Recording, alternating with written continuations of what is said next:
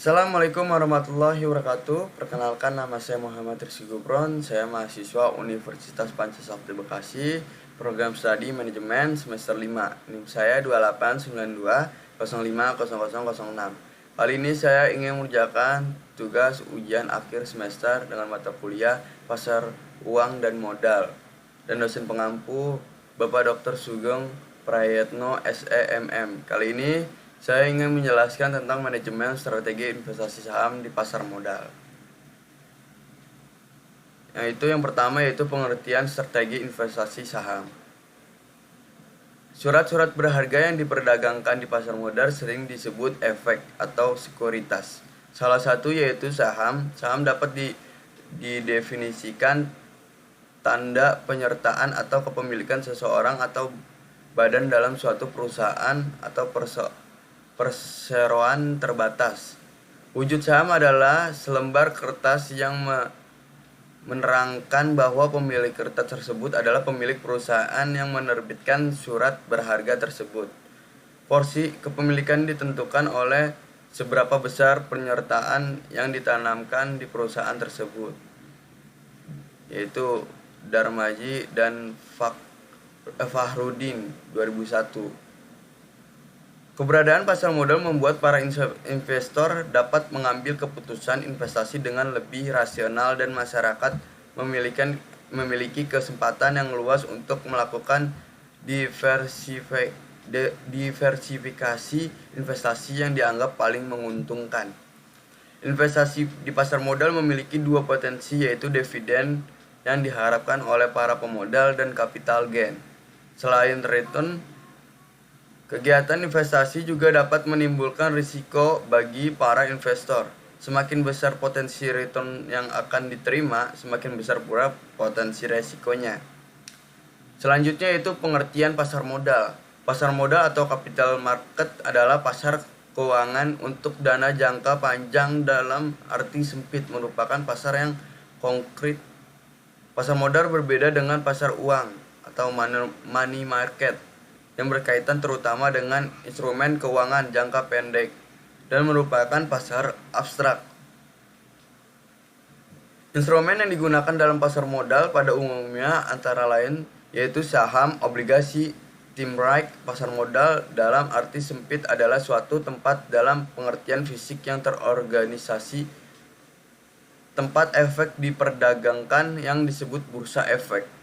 Pengertian bursa efek atau stock exchange adalah suatu sistem yang terorganisasi yang mempertemukan penjual dan pembeli efek yang dilakukan baik secara langsung maupun melalui wakilnya. Fungsi bursa efek antara lain untuk menjaga kontinuitas pasar dan menciptakan harga efek yang wajar melalui mekanisme permintaan dan penawaran. Selanjutnya yaitu peran dan manfaat pasar modal. Peran bursa efek sebagai yang pertama yaitu menyediakan semua sarana perdagangan efek atau fasiliator. Yang kedua, membuat peraturan yang berkaitan dengan kegiatan bursa. Yang ketiga yaitu mengupayakan likuiditas instrumen. Yang keempat itu mencegah praktik yang dilarang di bursa, yaitu kolusi, pembentukan harga yang tidak wajar, insider trading dan sebagainya. Yang kelima yaitu menyebarluaskan informasi bursa. Yang keenam itu menciptakan instrumen dan jasa baru. Dan manfaat keberadaan pasar modal yaitu yang pertama, menyediakan sumber pembiayaan jangka panjang bagi dunia usaha sekaligus memungkinkan alokasi sumber dana secara optimal. Yang kedua itu memberikan wahana investasi bagi investor sekaligus memungkinkan upaya diversifikasi. Yang ketiga itu menyediakan leading indikator bagi tren ekonomi negara. Yang keempat itu penyebabnya kepemilikan perusahaan sampai lapisan masyarakat menengah. Yang kelima itu penyebabkan kepemilikan, keterbukaan dan profesionalisme, menciptakan iklim berusaha yang sehat. Yang keenam itu menciptakan lapangan kerja atau profesi yang menarik. Yang ketujuh itu memberikan kesempatan memiliki perusahaan yang sehat dan mempunyai prospek. Nah, yang ke-8 itu alternatif investasi yang memberikan yang memberikan potensi keuntungan dengan resiko yang dapat diperhitungkan melalui keterbukaan, yaitu likuiditas dan diversifikasi investasi. Nah, yang kesembilan itu membina iklim keterbukaan bagi dunia usaha, memberi akses kontrol sosial. Nah, yang kesepuluh itu pengelolaan perusahaan dengan iklim keterbukaan mendorong pemanfaatan manajemen profesional. Nah, yang ke-11 itu sumber pembiayaan dana jangka panjang bagi emiten.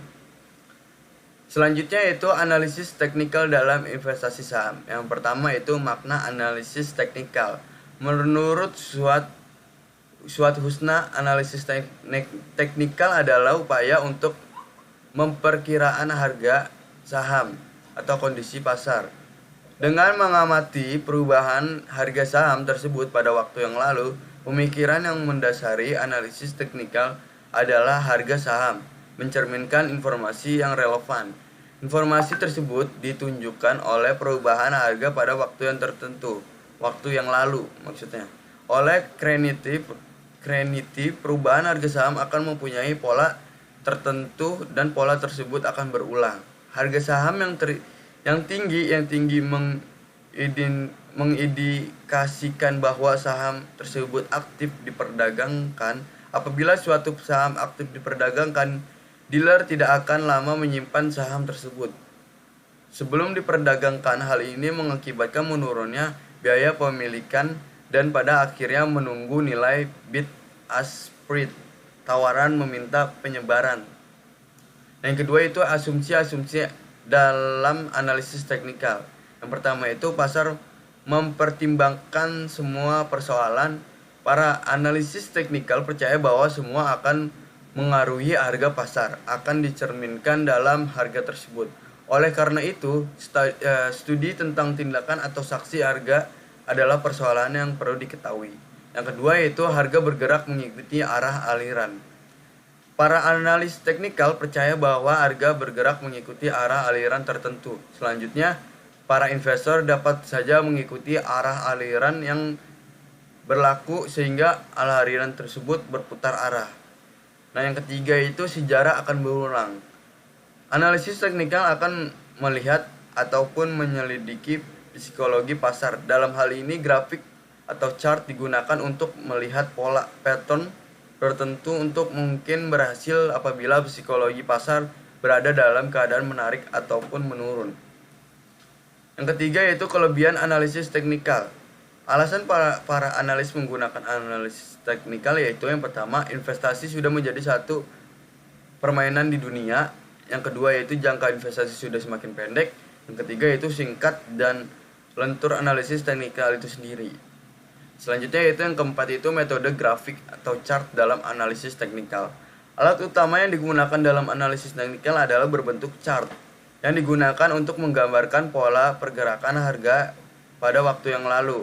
Penggunaan chart membuat asumsi bahwa jika pola pergerakan harga yang berbentuk pada saat ini akan datang menyerupai pola pergerakan harga pada waktu yang lalu. Kemungkinan besar pada harga pada waktu yang akan datang akan mengikuti pola pergerakan harga pada waktu yang lalu. Selanjutnya itu pengertian strategi pasif portofolio saham. Strategi investasi umumnya ada dua macam, yaitu strategi aktif dan strategi pasif.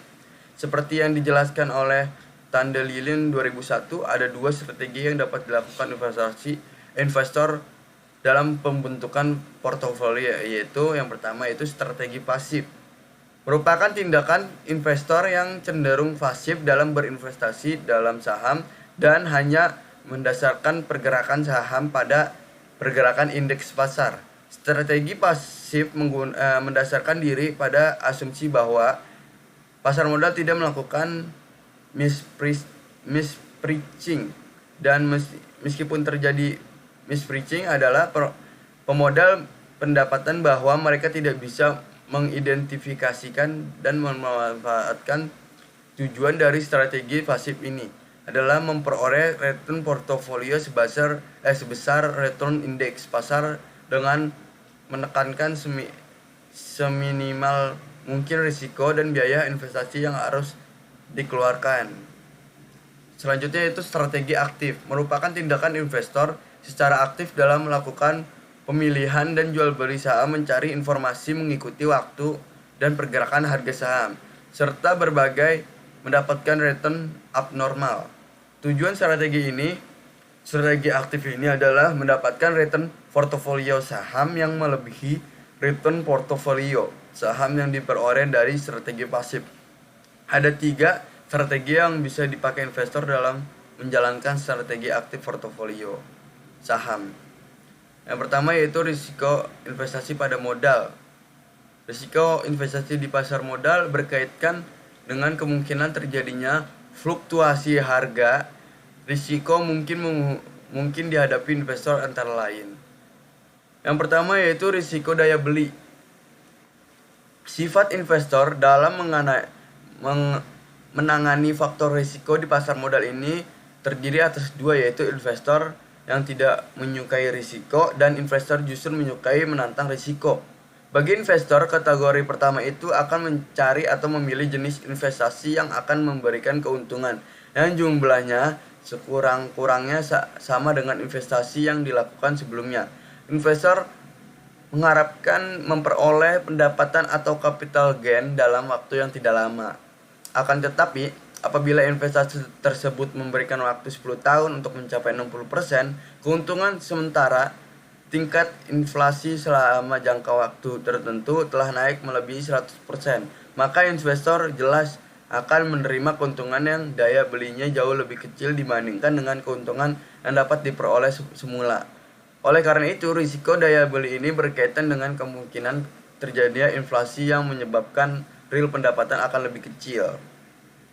Selanjutnya yaitu yang kedua, risiko bisnis. Risiko bisnis adalah suatu risiko menurunkan kemampuan memperoleh laba yang pada gilirannya akan mengurangi pula kemampuan perusahaan emiten membayar bunga atau dividen. Yang ketiga yaitu risiko tingkat bunga. Naiknya tingkat bunga biasanya menekan harga jenis surat berharga dan berpendapatan terhadap termasuk harga saham. Biasanya kenaikan tingkat bunga berjalan tidak searah dengan harga instrumen pasar modal. Yang keempat yaitu risiko pasar.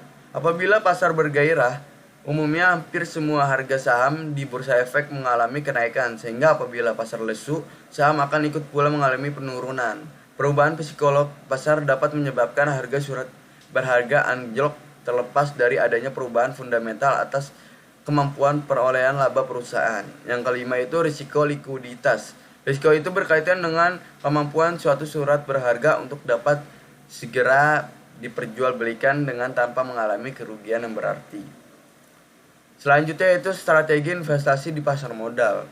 Keuntungan capital gain dan kerugian capital loss bagi investor sangat dipengaruhi oleh kemampuan dalam menganalisis keadaan harga saham dan kemungkinan turun naiknya harga di bursa. Beberapa strategi dalam melakukan investasi di bursa efek, khususnya dalam bentuk saham. Yang pertama yaitu mengumpulkan beberapa jenis saham dalam satu portofolio. Strategi ini dapat memperkecil risiko investasi karena risiko akan disebar ke beberapa jenis saham. Peluang untuk mendapatkan keuntungan cukup besar. Kerugian pada salah satu jenis saham dapat tertutupi oleh keuntungan pada jenis saham lainnya. Yang kedua itu beli di pasar perdana dan dijual begitu dicatatkan di bursa. Yang ketiga itu beli dan simpan. Strategi ini dapat digunakan apabila investor memiliki keyakinan berdasarkan analisis bahwa perusahaan yang bersangkutan memiliki prospek untuk berkembang yang cukup pesat beberapa tahun mendatang, sehingga sahamnya diharapkan mengalami kenaikan yang cukup besar. Keuntungan yang dapat diperoleh dari strategi ini di samping dividen juga capital gain.